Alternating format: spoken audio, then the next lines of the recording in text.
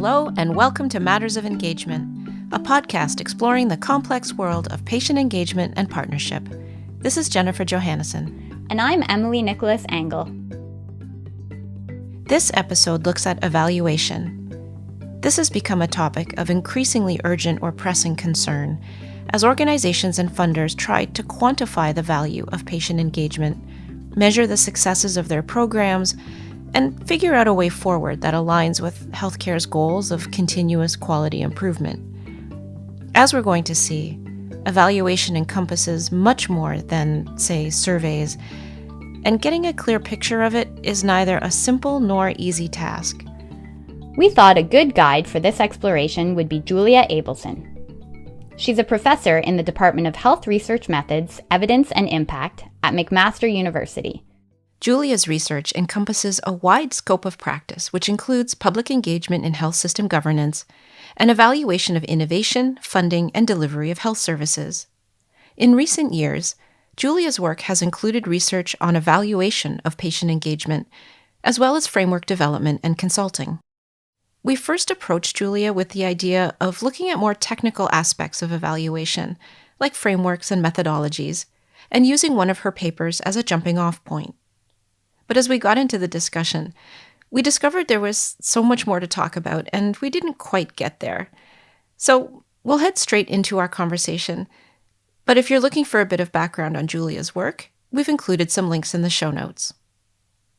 We started out by asking Julia how she connects her work in public engagement to this relatively new space of patient engagement. But I'm also a professor who does a lot of work and has training in health policy. And I'm trying to understand how health policymaking works. And I think the link to patient engagement, or even more broadly, public or citizen engagement, is how do we understand how citizens and also patients understand policies, contribute to policies, are informed by, and really, have a chance to make a difference in healthcare, in the health policy making processes in healthcare, because to the extent that it's publicly financed, we are all shareholders. An interesting aspect of Julia's work is that she's not just interested in engagement from an academic perspective, she's also immersed in it herself as a researcher. I've been fortunate because throughout my career, a lot of the emphasis of my research has been very collaborative and in partnership to some extent with policymakers, decision makers, and now increasingly with citizens and patients in partnership and advisory roles. Regardless of what a researcher is studying, it's still often experienced as a significant shift, even a culture shock, to adjust to this new role for patients. Originally as subjects or participants, and now as partners. It's a whole different kind of relationship. But Julia didn't really experience this as a shift. She commented about how she was thinking of patient collaborators as partners long before it even had a name. But while she herself didn't think of patients as subjects, it's taken a while for the academic structures around her to catch up. I never really thought about it that way because most of the work I was doing was to elicit their values, their perspectives, their opinions, their viewpoints about a policy process or some set of decision-making process that was designed to inform and maybe even, be taken up by decision makers. So I felt like it was more than the classic, they're just my research subjects, but I think in the way that REB, Research Ethics Boards, understand it, and we would be going and seeking, ethics approval for that work, it was viewed very traditionally. Julia's been partnering with stakeholders and now patients for a long time, and has experienced all the joys and challenges of working in collaboration with others. We were especially keen to hear what she's learned about dealing with conflict.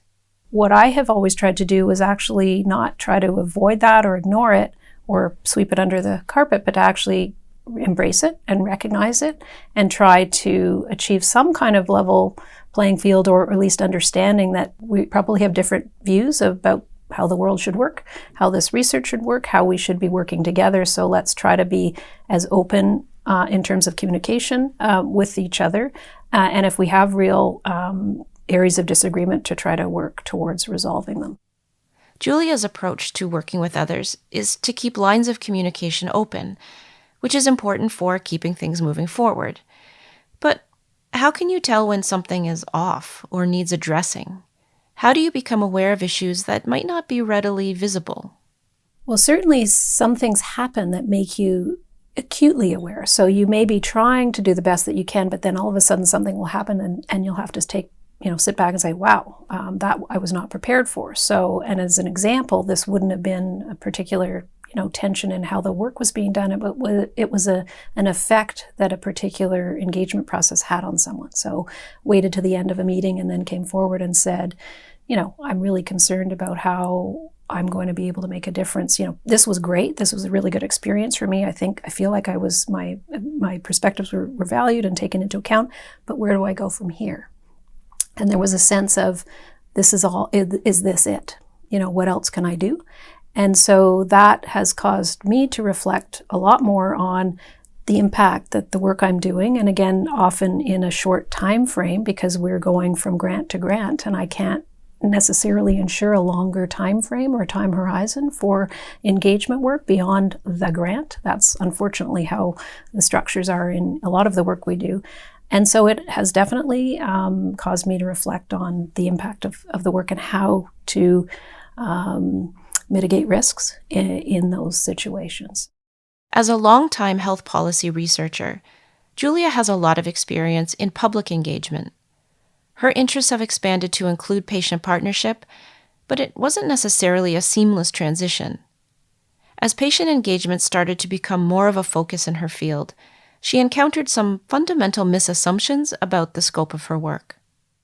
People started asking me to help think things through in that realm. And I said, well, actually, I don't work in this realm. And they said, what do you mean? Everything you do is about this. I said, well, no, actually, it's more about broader public, citizens, taxpayers, voters, not those who are thinking about things from the perspective of their own lived experiences or experiences with health issues, conditions, whatever. So that was a bit of I think a shock to some people because they assumed that I would just take all the skills and, expertise I had and just shift it over. I think there is some shifting over that can happen, but I don't think it's as smooth as people think it is. Julia's experience in both public and patient engagement has given her a nuanced understanding of how we should think about what exactly it is we're asking people to bring to a project. What is the perspective that we're interested in? Is it a broader societal values perspective?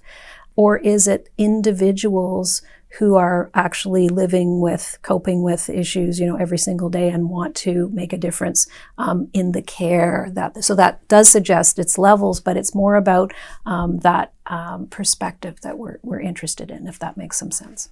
You have to be really clear and careful in what the ask is. So are you asking someone to come and contribute to something based on their, ideas, background, expertise as a member of their community, however that community is defined, as somebody with expertise in a particular condition that they have or caring for somebody, as a member of a particular age group, someone with particular educational background, so much more purposeful in why we're asking people to contribute and what we're asking people to contribute. Clarifying what sorts of perspectives and contributions you're looking for is clearly important. But these alone don't inform how to proceed with evaluation. So we asked, how do we get to an appropriate strategy for evaluation? First, we maybe want to talk about goals for engagement, right? And again, this is rooted in a lot of theory that's been around for a long time about goals around legitimacy, goals around accountability, goals around rights you've asked about and or suggested as well, or even kind of competency or activation. Many people who become heavily involved in whether they're on boards, whether they're involved in more ad hoc kinds of engagement processes, talk about how much they gain in terms of knowledge, skills building, development to go on to do other things. Julia mentioned a potential vector for exploration I hadn't heard much about before, And it's to trace how patient partners utilize their newly developed skills in projects or pursuits outside the boundaries of a particular project.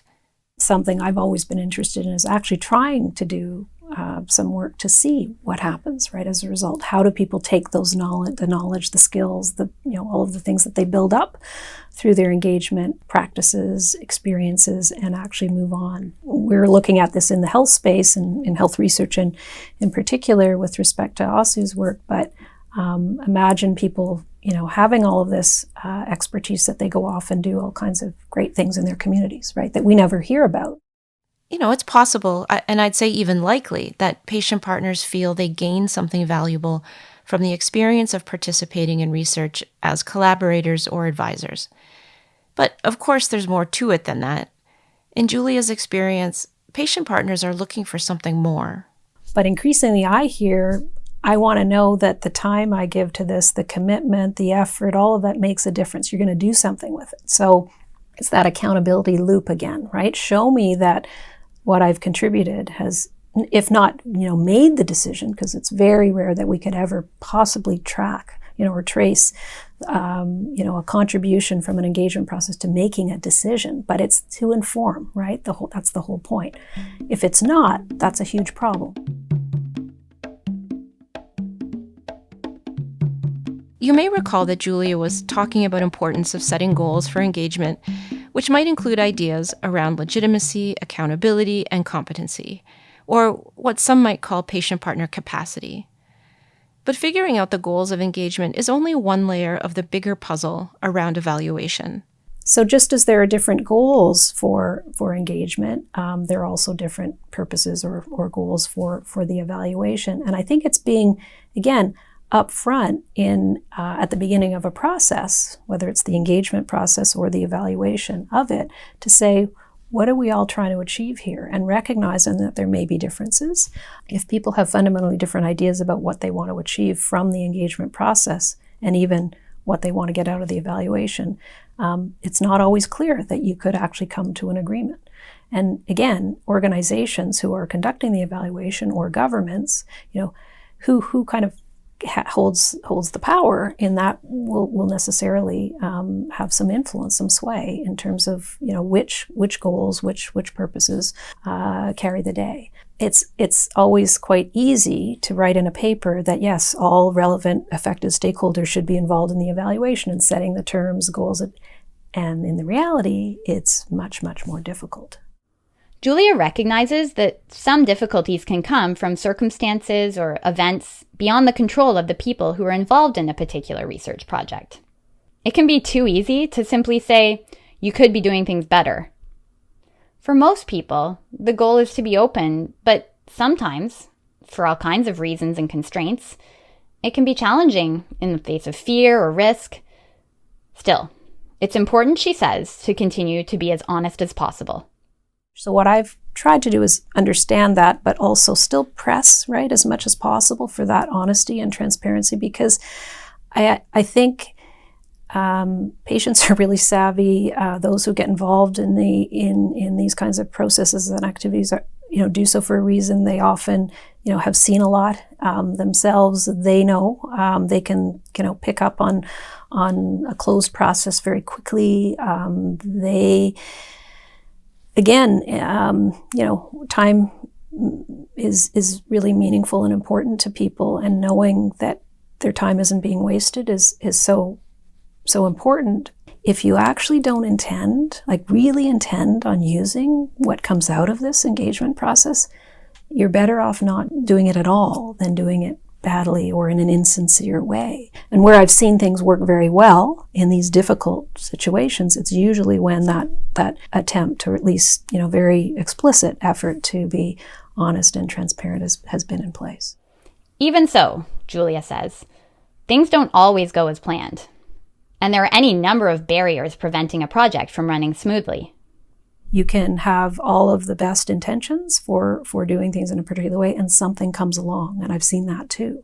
I think time, or lack of time, is often a big barrier, and capacity, right? The level of support for an engagement process to do it well. Again, that's another common message I give is if you're going to do this well, you need time, you need resources for this. Sometimes, lack of support for engagement doesn't show up in obvious ways. Julia shared some patient partner feedback that was submitted as part of an evaluation project. We had people, complete our evaluation tool, and one of the text comments, the open text comments, was, I knew there wasn't really anything meaningful in what I was contributing to this committee because nobody ever took a note. Nobody recorded, nobody wrote anything down, they just listened and nodded their head, and so I knew nothing that I shared was going to go anywhere. I mean, that's a pretty profound observation and critique, and I imagine that was very demoralizing. One of the interesting things about this story is that Julia discovered this information because of the open text box, not because of carefully worded questions on a multiple choice survey. When it comes to thinking about evaluation, the instrument or tool being deployed will influence or even determine what you can learn.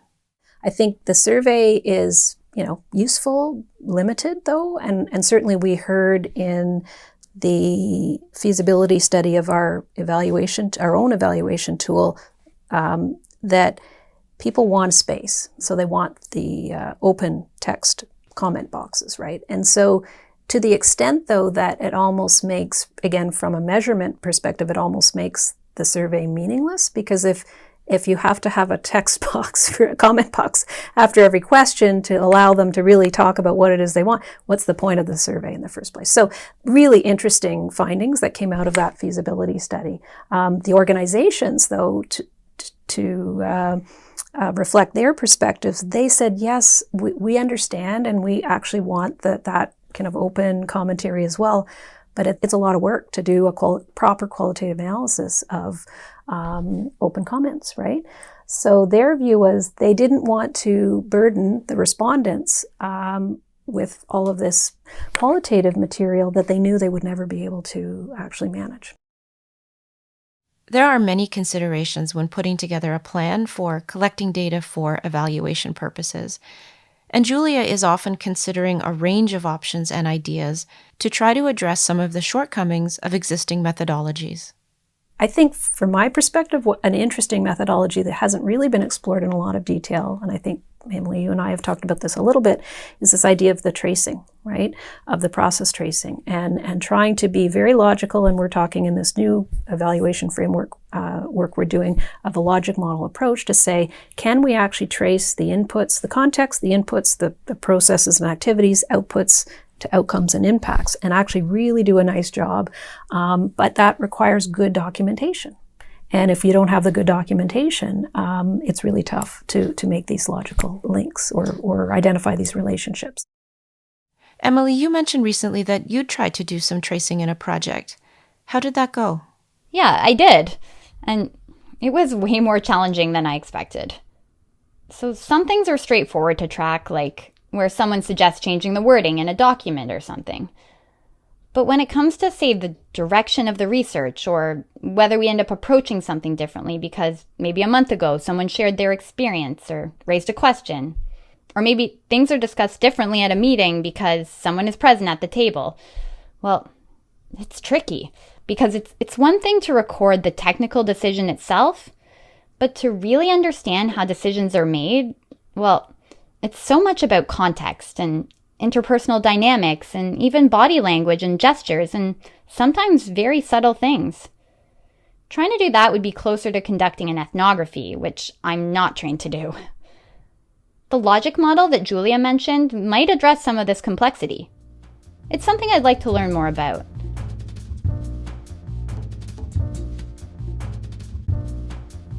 So, much like engagement itself, evaluation of engagement can be hard to pin down.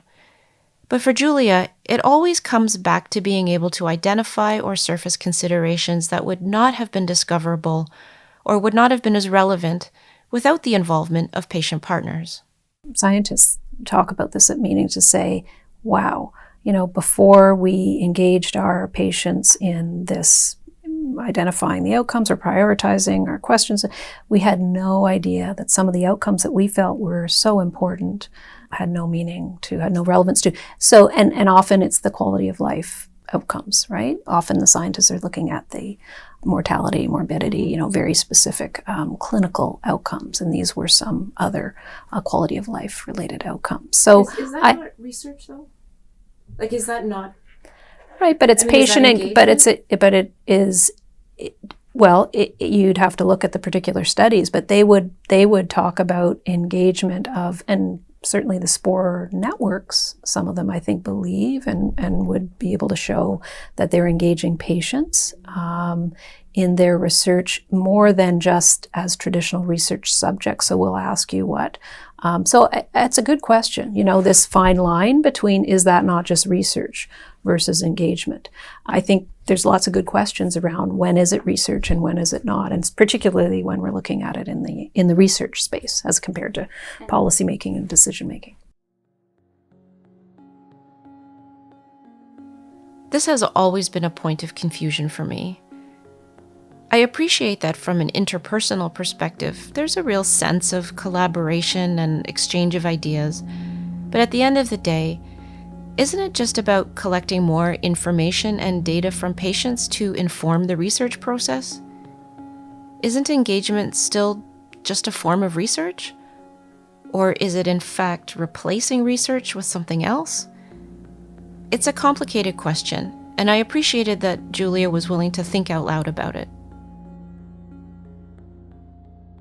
To me, I don't think for good engagement to happen, it has to be move into the research realm. Like I'm really intrigued by your comments, Jen, about isn't that research? Because I have to think about that a lot myself. When is the work I'm doing? Well, it all is really under the broad umbrella of research because I'm a researcher. But I like to think that it's more engaged research with different types of partners, whether they be policy folks, health system decision makers, or even potentially patients and family members. But what makes them engaged partners as opposed to the subjects? Well, if they're actually on my, executive or advisory team for the project, right? If they're actually making decisions with me about every, step of the project that we undertake, right? If they're actually involved in that way, as opposed to just the people we want to hear from. We've both been on projects in advisory roles, and I don't think either of us have experienced this level of co-decision making. So we asked for clarification about what this looks like. Yeah, the principal investigator typically makes the final decisions, and certainly makes all the day-to-day decisions about the execution of the study. But when you're making key decisions, for example, how we design, how we go ahead and structure who we sample, all of the major decisions about the design and execution, you would go to your full team. And you would actually, I would like to think, make those decisions together. Yeah, is it full on every single person could say, I made the decision? No. But could people say, I actually felt like I contributed significantly to the shaping of this research study? I would hope so. Julia went on to say that even with such robust engagement from her team members, she always validates proposed directions with existing literature and evidence. So I gather a lot of information and do a lot of research. How's everybody else carried out studies of this population? We have now really interesting studies on incentives. What are the most effective incentives for engaging, members of the public in a study that they would otherwise have no interest in? I would always go to the evidence, right, and do that homework. We were both struck by how thoughtfully Julia approached her own sense of responsibility as a researcher who engages patient partners in her work. Which made us wonder, what is it like to be this self-reflexive while also researching and advising others' engagement practices? Surely it can be frustrating. Julia is circumspect in her answer and believes that people really are trying to do well. I think it's a bit unfair to say, okay, there are a few people who are doing this well, and then the rest are, not. I think people are struggling. I think some people are struggling and then learning and improving and really doing incredibly thoughtful work. I think of people in the mental health field many people who have been working at this and maybe bringing in more of the community-based participatory research approaches that we've been talking about, who are, incredibly thoughtful about how they, approach engagement with partners, client partners, community partners, et cetera. So there's so much variation, and I think that's part of the challenge. It is a huge part of the challenge in this space. I think we need to call out, and recognize, and as we've been discussing, take a critical stance on this and be reflective and self-reflective. But I think we also have to,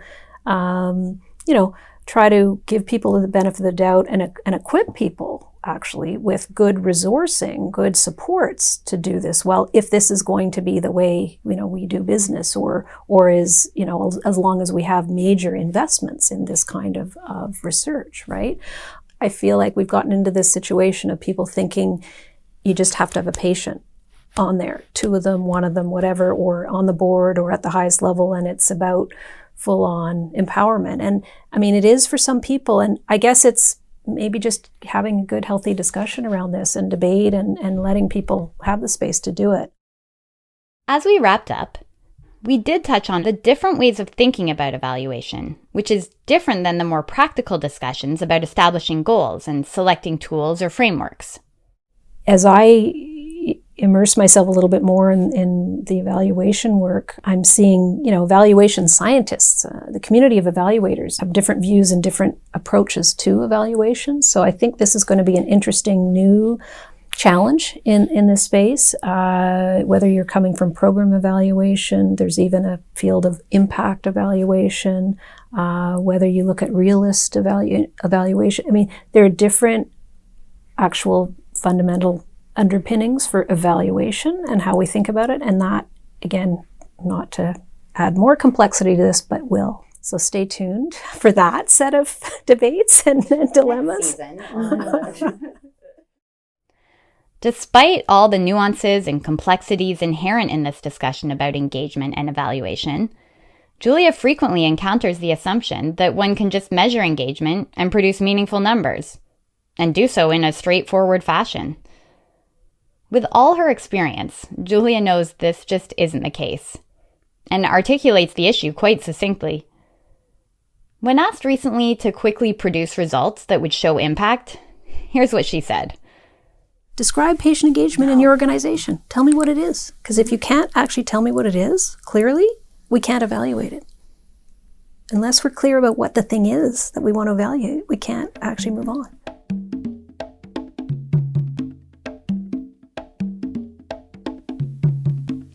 Hey, Emily. Hey, Jen. I think we have a few things we want to talk about, but I do first want to say that it was so great to cover so much ground with Julia, some of which didn't make it into this episode, unfortunately. She was really game to think through a lot of ideas and entertain some of the scenarios we kept throwing at her. It must be challenging to study patient engagement and then also have patient partners for your own research projects about patient engagement. That's a lot to navigate and a lot of interest to have to take into account. Yeah, for sure. Okay, so I have a few things on my mind about evaluation. And we spoke to Julia a while ago, so our conversation has sat with me for a long time. I'll see if I can explain. In our discussion, we talked about the ways that patient partners contribute to research projects, and we touched on what makes involvement meaningful and consequential. Like, did the partners have a hand in decision-making? Were they consulted along the way? Were they instrumental in how the research was carried out? And at this point, I think we're actually getting pretty good at process measures and looking at how people experienced engagement. And there's obviously a lot of work being done to move things forward when it comes to measuring outcomes and impact. But I feel this still leaves a lot of unanswered questions. Or maybe I feel there are a lot of unstated assumptions. Like, evaluation doesn't tell us what would have happened if we'd never done the engagement. It doesn't explain why we're picking this way of doing things over other ways. The way engagement is currently structured certainly isn't the only way that patient priorities could be foregrounded. I remember Lucy Costa talked about applying for funding for a patient-led research institute. I'd love to know why that was rejected. Right. And evaluation doesn't tell us who left patient engagement and why. And it doesn't tell us what non-engaged patients and the public think about the overall engagement project. There's so much to consider, but these questions just aren't in scope. Yeah, and it sort of makes sense. You can't boil the ocean, as the saying goes. But I do sense there's a lot of anticipation or investment in the promise of evaluation to demonstrate or to prove the true value of engagement. So yeah, I see what you mean. It seems like we're just skipping over a lot of stuff. Yeah, it's like this world of patient engagement and partnership happens in a bit of a bubble. Everything inside the bubble connects and has a certain logic to it. Like recruitment or capacity building or evaluation, we can all talk with some confidence about the tactics and even strategy, but we don't talk much about what happens outside the bubble. Like, if we're still trying to figure out how to prove value and impact, there must be other reasons why it's seen as so important. It's almost like we'd need a separate evaluation process that assesses the broader structural components, like how and why patient partnership is mandated in research, or the extent to which funding or publication is attached to it being performed. So, what about this? Maybe one of the reasons evaluation is so hard to pin down isn't actually because of unspecified or unclear goals, although, that certainly doesn't help. But maybe it's simply because of the nature of how we have come to define good engagement. What if the point of engagement is engagement? Can you expand on that a little? Okay, well, Julia's accounts of patient partnership and what makes them successful or not are focused on relationships, openness, transparency, and trust. It's all about how people work together.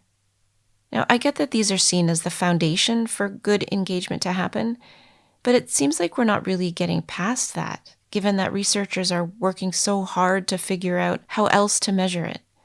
It's as though good relationships have become the very definition of good engagement. And on this premise, outcomes don't actually matter, or they aren't the point. If we think back to some of the conversations we've been having, this idea that engagement is about relationships has a real foothold. People thought of engagement as a way to build their skills, as a safe space to talk honestly, and as an opportunity for mutual respect. And remember when Paula Rowland spoke about symbolic representation, as opposed to democratic or statistical? She used the metaphor of art, where people are moved in untold ways because they're exposed to or are part of something creative and maybe inspiring. We agreed that a lot of engagement falls into that category, where individual feelings and experiences are represented for the benefit of both the audience and the storyteller. What she's describing is literally theater, which is all about the experience for those who are present. Yeah, well, it's not a surprise that all of this stuff is really hard to measure and quantify. It's not that these topics aren't relevant. Certainly they are. Patient partnership is inherently social and interpersonal. But isn't the overall purpose of engagement supposed to be that it's a way to improve healthcare delivery, which could then ultimately have a positive impact on the health and well-being of Canadians? And we just haven't heard much about those goals in any of these conversations. And if we did hear about patient partners wanting to make a difference somehow, it was often related to having influence in a particular project. If we see engagement as primarily having value as a shared experience among participants, then trying to evaluate it using economic or impact yardsticks, return on investment, may not adequately reflect what people seem to value. And it may help explain why goals for engagement are often really unclear. We come back again to questions of purpose. Why are we engaging patients in the first place? This evaluation conversation, I think, is really highlighting the need to explore these questions further. We'd like to thank Julia Abelson for her participation in this episode. If you have any suggestions or comments, please get in touch through our website at mattersofengagement.com. This episode was written and produced by Jennifer Johannesson and Emily Nicholas Engel, with generous financial contribution from the Ontario Spore Support Unit, or OSU, which is jointly funded by the Government of Ontario and the Canadian Institutes of Health Research, or CIHR. The views and opinions expressed in this episode belong solely to the producers or their guests and are not to be considered endorsed by OSU, the Government of Ontario, or CIHR.